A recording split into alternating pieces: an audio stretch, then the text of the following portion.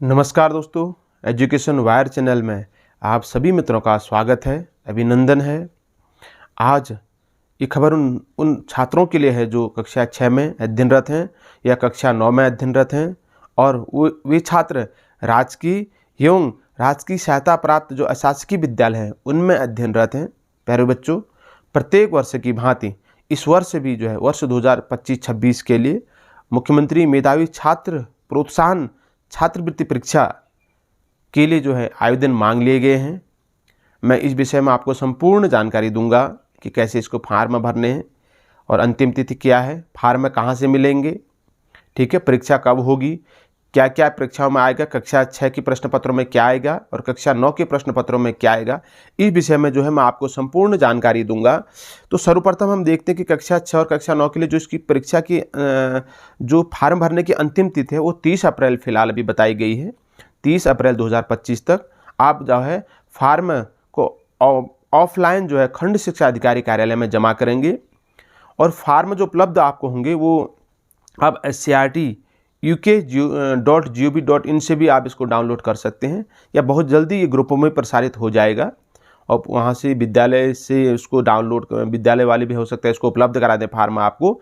और जैसे ही फार्म उपलब्ध कराते हैं उसमें 2-3 फ़ोटो आपकी लगती हैं, इस चीज़ का ध्यान रखें, 2 या 3 फ़ोटो को उसमें ज़रूरत पड़ती है।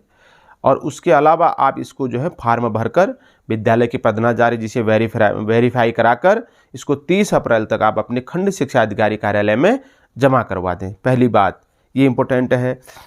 और अब इसकी परीक्षा कब होनी है, इस परीक्षा की मतलब इस जो छात्रवृत्ति परीक्षा है ये कब इसकी तिथि है, इसकी तिथि जो फिलहाल दी गई वो 8 जुलाई 2025 को उत्तराखंड के 95 ब्लॉकों में ये होगी।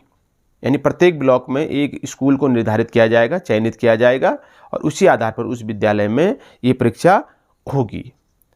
अब हम बात करते हैं कि इसमें स्कॉलरशिप का क्या प्रावधान है, कितना पैसा हमें मिलेगा और किस आधार पर क्या क्राइटेरिया में रखा गया है, मैं आपको बताना चाहूँगा। कक्षा 6 में अगर कोई बच्चा इस परीक्षा को देता है तो कक्षा 6 में उसको 600 रुपये, कक्षा 7 में उसको 700 रुपये और कक्षा 8 में उसको 800 रुपये दिए जाएंगे और कक्षा 9 में वह जाएगा तो पुनः फिर वह जो है इस परीक्षा के लिए क्या करेगा, आवेदन करेगा। पहली बात।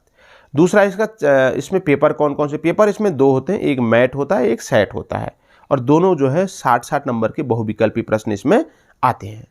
इस चीज़ का थोड़ा सा ध्यान रहे। 60 नंबर का इसमें मैट आएगा और 60 नंबर का इसमें सेट आएगा।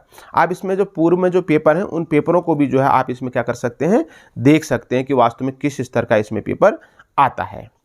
और कक्षा 9 की अगर मैं बात करूँ तो कक्षा 9 के लिए भी इसमें क्या है कि मैट और सेट दोनों पेपर होंगे और दोनों 100-100 नंबर के होंगे, ठीक है। कक्षा 6 के लिए है 60-60 नंबर के मैट और सेट और कक्षा 9 के लिए क्या है 100-100 नंबर का इसमें बताया गया है।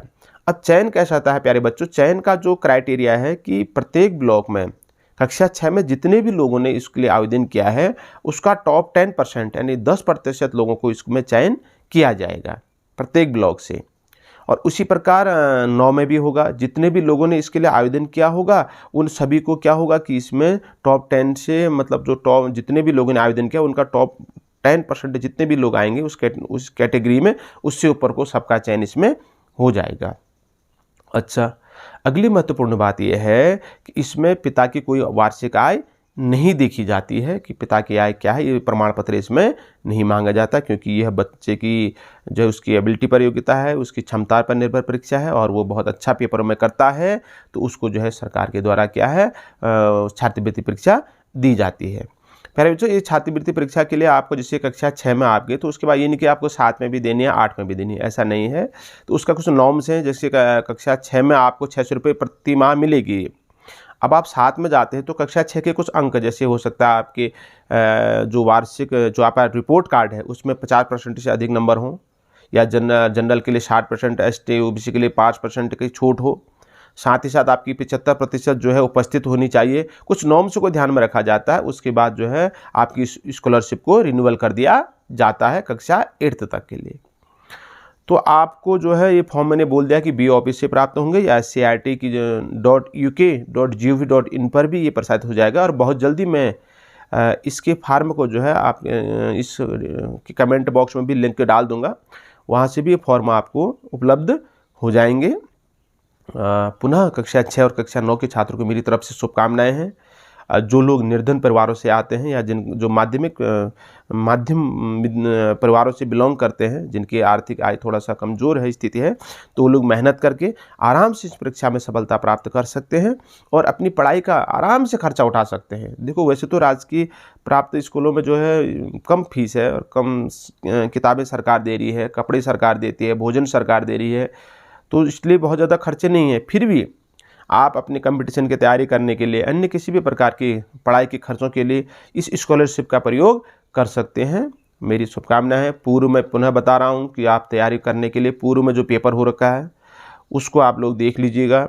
ओल्ड पेपर मिल जाते हैं, साइट पे भी मिल जाते हैं, या पूर्व में आपके जो साथी लोग हैं उन्होंने ये परीक्षा दे रखी होगी, उनसे इसकी परीक्षा का पेपर मांग लेना और उसको देख लेना और खूब अभ्यास करिए। अभी आपके पास समय है, अब जुलाई में इसका पेपर होना है और रात और दिन एक करके आप इस परीक्षा को पास कर सकते हैं और 3 साल तक आराम से कक्षा 6 में आपको वर्ष भर इसमें स्कॉलरशिप मिलेगी, कक्षा 7 में आपको वर्ष भर स्कॉलरशिप मिलेगी और कक्षा 8 में आपको वर्ष भर स्कॉलरशिप मिलेगी। उसके बाद कक्षा 9th में आप पुनः इसके लिए आवेदन करेंगे और वहाँ भी अगर आप सफलता होते हैं तो 9, 10 या 11 बार जो भी इसका प्रावधान होगा, विस्तृत जानकारी मैं अभी पुनः और दूंगा। आगे कोई वीडियो अगर ऐसी मुझे लगती है कि बच्चे किसी जानकारी से वंचित रह गए हैं, मैं ज़रूर इस चैनल के माध्यम से आपको उसकी भी जानकारी दूंगा। फिलहाल SCRT द्वारा यह परीक्षा आयोजित कराई जाती है। उत्तराखंड में जो SCRT है देहरादून में, उसके द्वारा परीक्षा आयोजित कराई जाती है। इसके लिए कोई आय का, पिता की आय का कोई ऐसा वो प्रावधान नहीं है। आप उत्तराखंड के निवासी होनी चाहिए बस। और विद्यालय के द्वारा माध्यम से फॉर्म भरे जाएंगे। इस चीज़ का भी ध्यान रहे, विद्यालय के माध्यम से फॉर्म भरे जाएंगे और प्रधानाचार्य जरा उसको वेरीफाई करके 30 अप्रैल तक आप इसको खंड शिक्षा अधिकारी कार्यालय में जमा करवा देंगे। मेरी शुभकामनाएं आपके साथ हैं। आप इसमें सफल रहें। आपने मुझे सुना, इसके लिए आपका बहुत बहुत धन्यवाद।